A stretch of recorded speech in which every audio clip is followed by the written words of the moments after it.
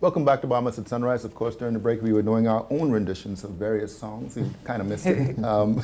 But again, we're still talking youth, we're talking National Youth Month. We're very pleased to have the acting Permanent Secretary joining us. Acting Deputy Permanent Secretary in the Ministry of Youth joining us once again, Darren Turnquest. And he's joined by two very interesting young men, Xavier Knowles and Devontae Hannah. We're going to be talking talent explosion, and of course, Good Girl Gone Bad. So, Darren, tell us all about this, man. So, Phil, you know, we've had a couple of things this during Youth Month. We've had hashtag Youth Matter. We've had hashtag Youth in Action. And I'm sitting next to two young men that have really, really been attached to the Ministry of Youth, Sports and Culture, in particular the Division of Youth, and has been involved in Youth Parliament. They've been involved in youth development through the arts. Of course, right next to me is Xavier Knowles, who was also the Prime Minister's Cup recipient. And so he'll be turning that cup over this year to the newly selected recipient. But of course, he's not going to be here because he's going to be on a U.S. Embassy mission or something of the sort. So we have two young people who are doing some amazing work, and also now in charge of two youth programs that we are running during National Youth Month. So you talk about Youth Voice, you talk about Youth in Action, we have it sitting right here for you, and they can tell you more about the activities that we're doing. See, you're surrounded by it every day. No wonder you always have all of this energy. Greatness, absolutely. Xavier, I mean, okay, so Prime Minister's Cup. That's a serious, I mean, what is the Prime Minister's Cup? Well, the Prime Minister's Cup is the highest youth award in the country. Acting Deputy Permanent Secretary said, I received the award last year, October, during Youth Month. It was a wonderful, I mean, it was a shock to me, and it was really, it was a wonderful gesture to see that person's really valued my work, valued the type of work I do in youth development, and to actually present me with the award. Excellent, man. And of course, you're continuing it, I mean, on with it. I mean, you'll be gone. And now, I mean, you're intimately involved not only, and we're going to talk about Good Girl Gone Bad, but also a talent explosion. Yes. So Talent Fever is a talent show that we came up with about 2 years ago. I produced a show for 2 years straight.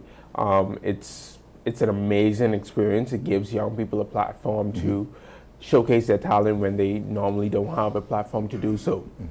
So within the past 2 years, we had about over 60 plus young people who were able to come on a stage and showcase their talent. If it was singing, dancing, acting, everything. Sounds like a version of American Idol. It's like Bahamian Idol. Yeah, but it was a platform for them to showcase their talents, and the top 3 persons went home with money. Actually, listen, you can never go wrong with that, right?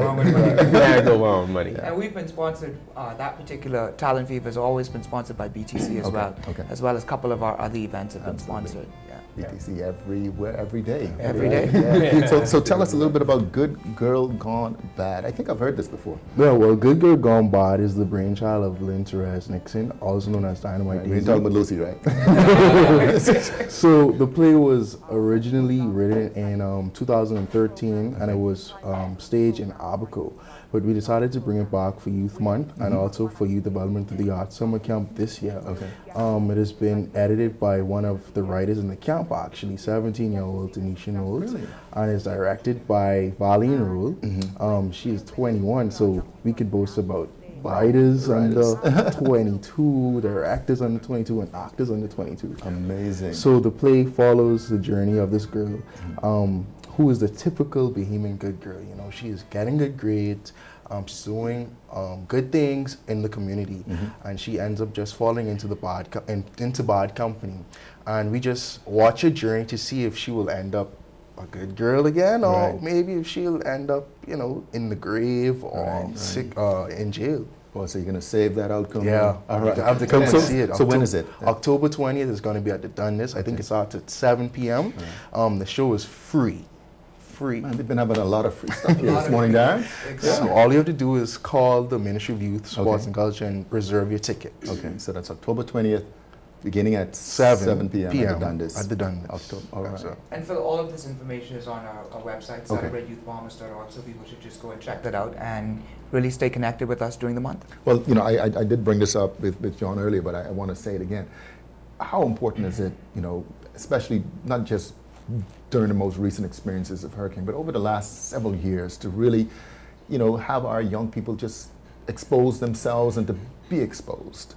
I think when you look at October 1st, the National Youth March that's coming up on Sunday, you'll recognize that that march has grown extensively over the last couple of years. And I think that has to do with us pushing the envelope and getting people involved, getting these young people involved to have youth-led activities to make sure that they feel a part of the process and that we're not just giving them something to do, but they're giving us some work to do. So these two here work us really hard because they come up with these wonderful ideas and they continue to push us to be innovative, relevant, and revolutionary in our approach to young people in this country. Absolutely. I mean, we're going to give them the last word.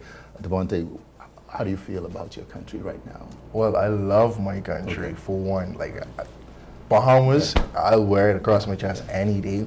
I'm just so passionate about the Ministry of Youth and all the things that they're doing. I think it's great. Young people are number one. We are not the future. We're not tomorrow. We are the today. Absolutely. So I think it's best that we prepare our young people now. And Xavier, you know, you talk about your youth work. What's the one or probably the most critical thing you can say to young people who are watching today?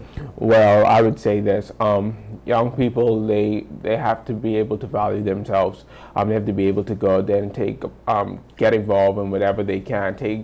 Take advantage of every opportunity. Even though the opportunity may not pay you, it may work out at the end. It may benefit you at the end. It'll be something that you can look back and say, wow, I had this experience. I had this opportunity. It's something you can put in your resume. Not everything is going to pay you, but I promise you, everything will be beneficial at the end in some way, somehow. So go out there, be yourself, try to strive for greatness, and just do it. All right, strive for greatness. I tell you, Xavier, he looked right into that camera and he, minister. Absolutely. Listen, Darren, Devontae, Xavier, thank you very much for joining us in Bahamas at Sunrise. We're certainly looking forward to the month of activities. Thank you. All right. You're watching Bahamas at Sunrise. We'll be right back.